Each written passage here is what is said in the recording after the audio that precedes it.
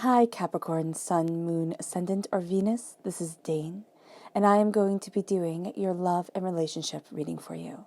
Now, I ask if this reading resonates with you. Don't forget to give it a thumbs up, and also to subscribe to my channel. And if you would like to be notified whenever I upload new videos, and I upload all the time, just hit the bell notification button. And if you're interested in any of the cards that I'm using, they will be listed and linked in the description box below.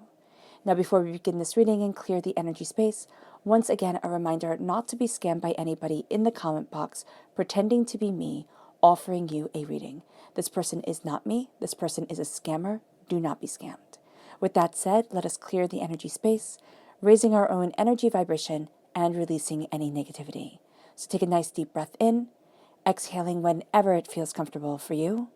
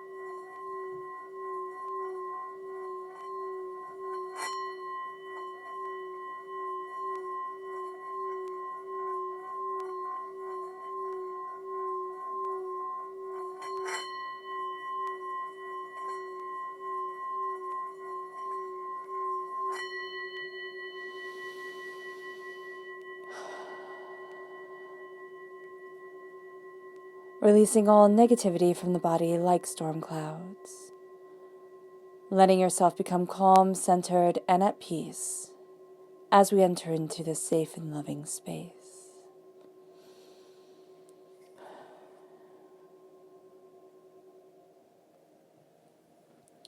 Let's let the bowls sing as we see what the tarot has to say.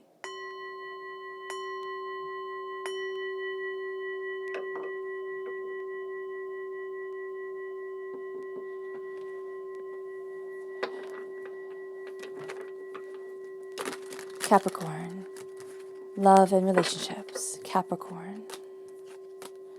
Capricorn, love and relationships. Capricorn. Capricorn, love and relationships. Capricorn. Capricorn, love and relationships. Capricorn. Angels and spirit guides, show me clearly. Guide this reading and show me clearly, angels and spirit guides. Angels and spirit guides, show me clearly. Guide this reading and show me clearly, angels. Angels and spirit guides, angels. Angels and spirit guides, show me clearly. Guide this reading. Ooh, fantastic.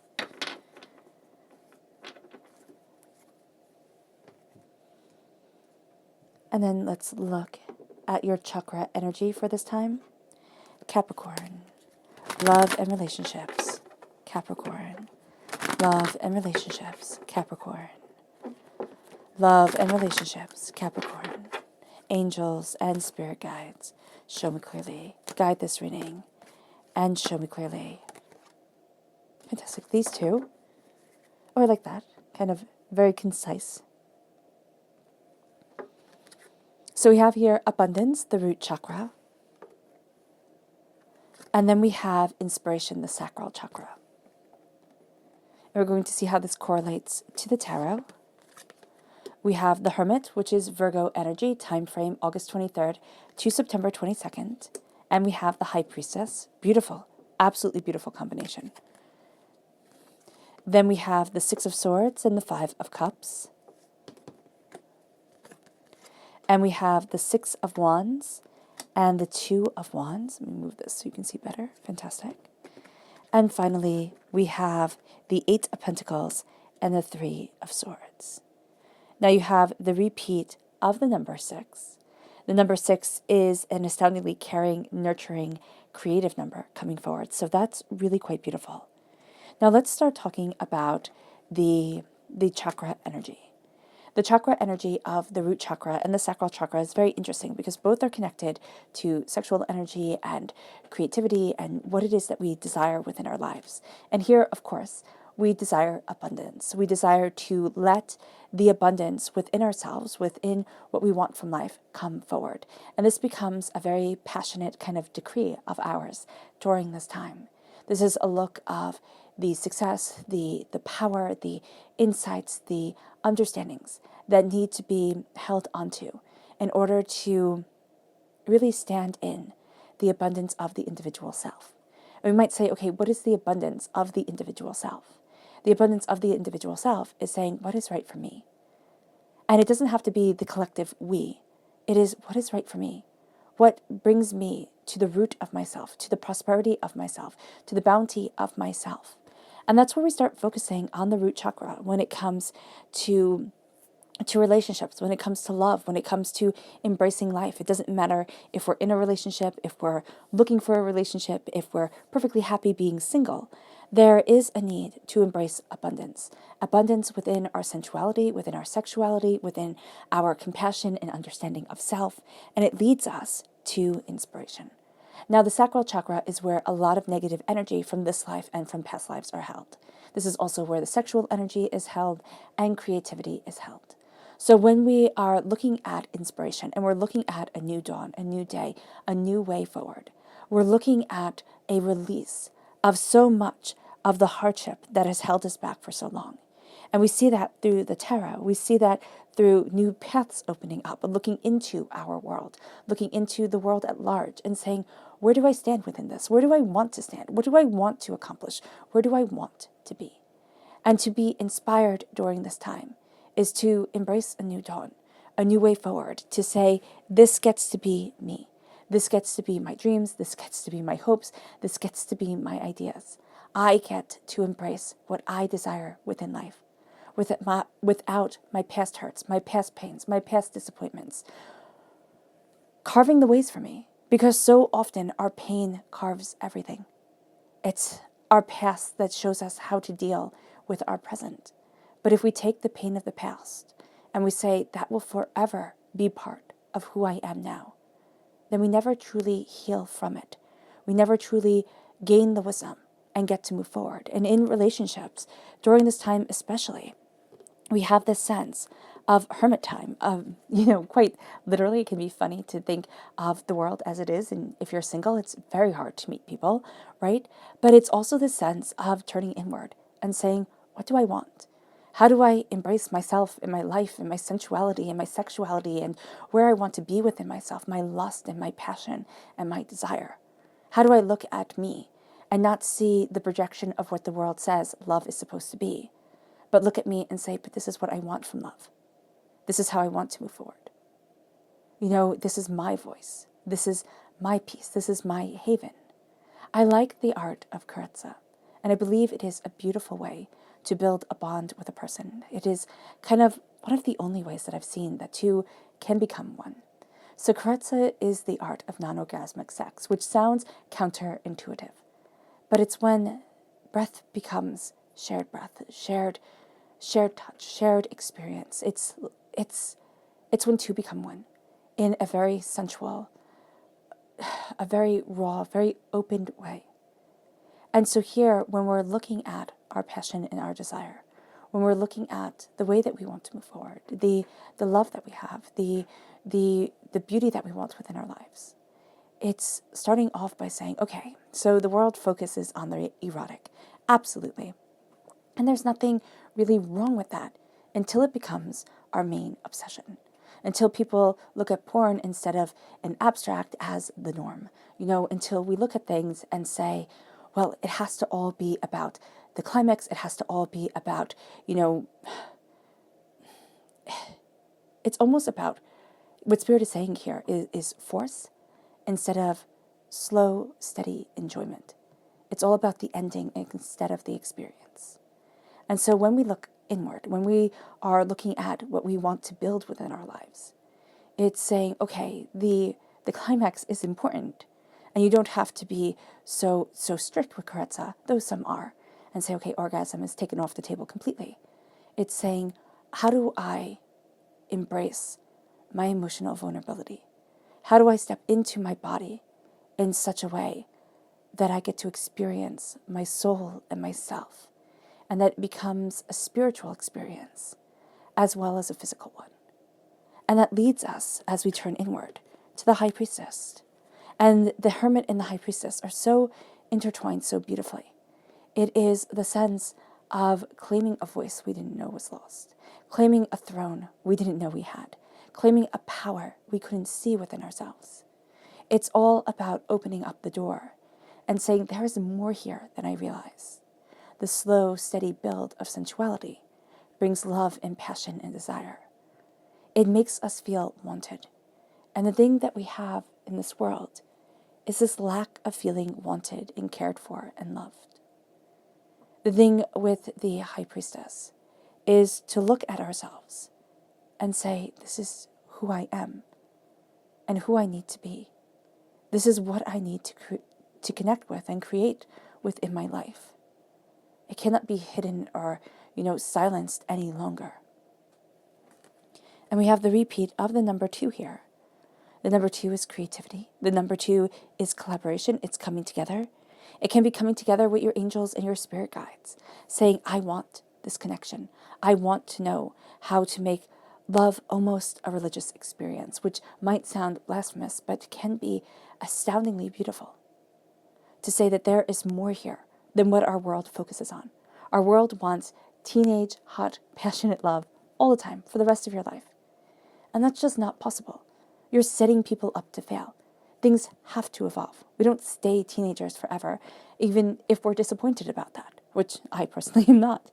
Here, there is a power in comprehensive understanding of self, of opening up the eyes to where we need to be within our souls, within our connection, because we're taking our knowledge when it comes to love, our hurts, our pains, and our disappointments, our successes, our triumphs, and our victories, and we're moving forward on choppy waters. Why? Because emotions are always going to be choppy. We will always have something that comes forward from the back of our mind that makes us think, maybe I don't deserve this. Maybe I can't love like this. Maybe this is meant for other people, but it most certainly isn't meant for me. We have doubts that seep into us. We have nasty comments that past lovers said, that family members said, that friends said, that make us doubt whether we can move forward. It takes a strong person to say, I see me. And even if I lose sight of me, even if I lose what I desire, from time to time, I still get to see me. And I get to raise my energy vibration. I get to say, this is what I want from my life. This is what I desire. This is my pleasure. This is my purpose. In Greek, they have 3 forms of love, or in ancient Greek, they had 3 forms of love. And it was the erotic love, it was the family love, and it was the agape love. Now, the erotic love is what, again, we focus on. The family love, we don't focus on it as much, and yet it's a pivotal part of our world, of society building, of understanding, of feeling a sense of belonging. And then there's the agape love, which is the love that Christ is said to have had for everyone when he died. And here, when we're taking our knowledge and our truth and we're moving forward, we might not be able to always be Christ-like, right? To take that love and say, I will die for this. But we can see glimpses of it when we open up our hearts, when we connect, when we are moved towards our purpose. So these readings aren't just about relationships and love and, finding a sexual partner. These are daily relationships and the love of life and the moving forward in our truth and the connection with our own sensual pleasure and understanding. That can come from partnership, that can come from individuality, but can also come when you're on a walk and you're just completely in the moment of your world and just filled with the energy of existence, just filled with the power of life. It can become very sensual. It can border on the realm of erotic. And so here, when we're looking at the 5 of Cups, it's changing our minds and changing our lives. It's looking at things and saying, you know what? Instead of seeing everything as toppled over, instead of looking at the pain and the hurt and the disappointment, and seeing it all the time. It is looking at the healing and the truth, the unity and the love that can build me towards so much more, that can lead me towards so much more. And so we change our minds and we change our lives. And it happens with everything. We change what we're focusing on. When we focus on hurts and pains and disappointments and anger, we find more of that. And there's not a shortage of that in the world. But if we focus on love and beauty and unity, well, that becomes exquisite. And that has a slower way of changing our perceptions, but it is still astoundingly powerful. And it brings us to the Six of Wands. It brings us to celebration. It brings us to joy. It brings us to looking at ourselves and saying, I get to celebrate you. I get to be a part of you. I get to embrace your passion and your truth. I get to know you. And so often, we know what we're supposed to do. We know who people want us to be. But the truth is, we don't know ourselves as well, as powerfully, as honestly as we should.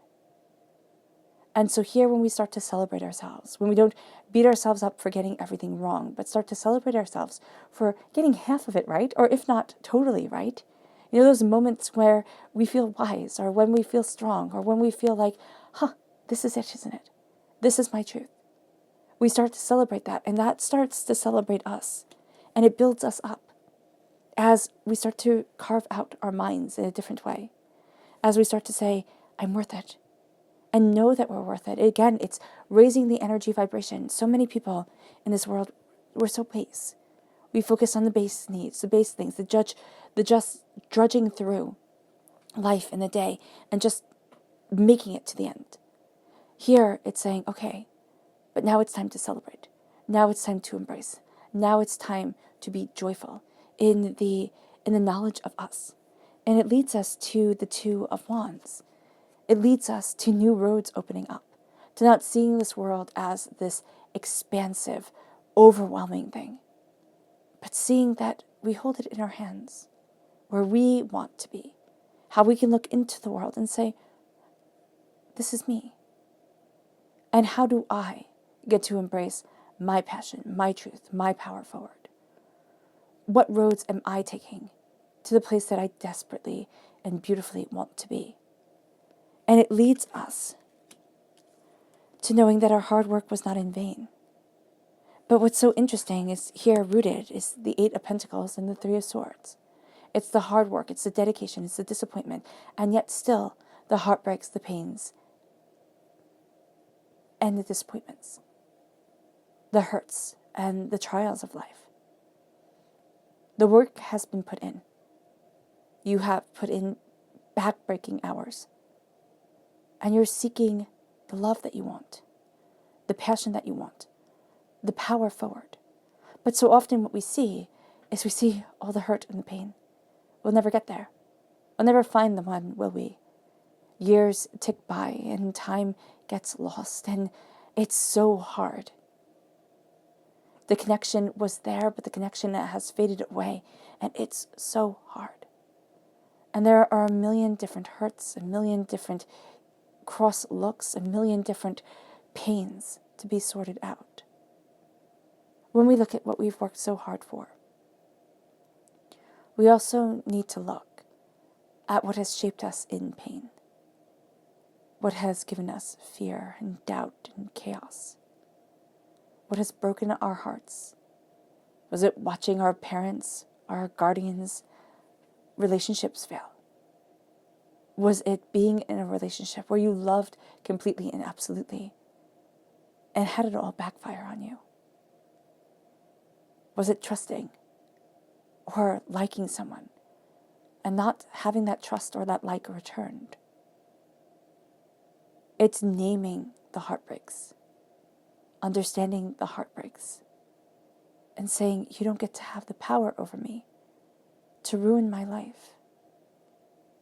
I'm taking out the swords, the hurt, the despair, and I'm embracing my truth. And it brings us to your subconscious chakra message, which is listening, the throat chakra.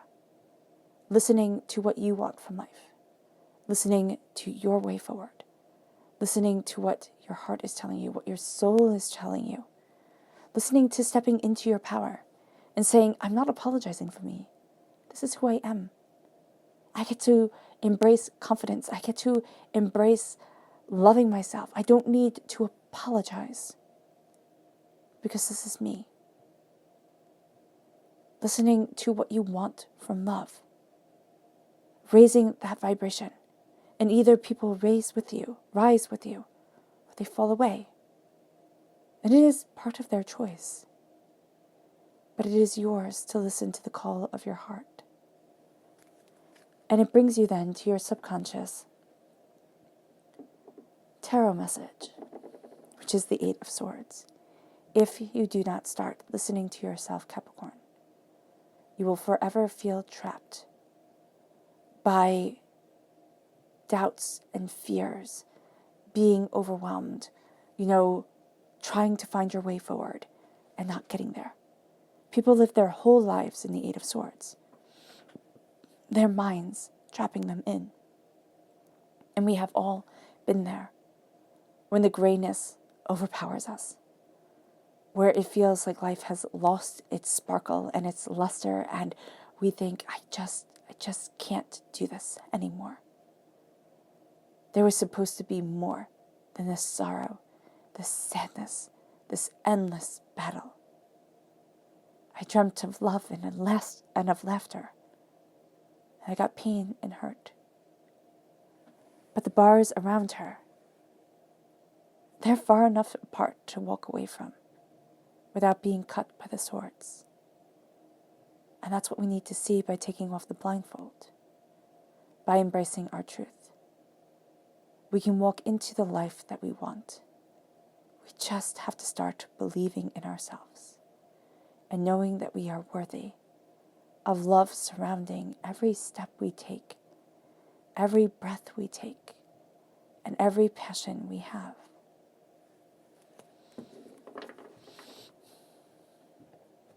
All right, Capricorn, I hope this reading has resonated with you. I wish you nothing but light, love, peace, and happiness. May harmony always be with you. I am sending loving, healing energy to each and every one of you. I love you all, and stay safe. Let's end this reading with a meditation, a clearing away of negative energy, a raising of our positive energy, as we step into a new and deeper truth, as we start celebrating love within our lives, and as the pain falls away to reveal beauty. So take a nice deep breath in, exhaling whenever it feels comfortable for you.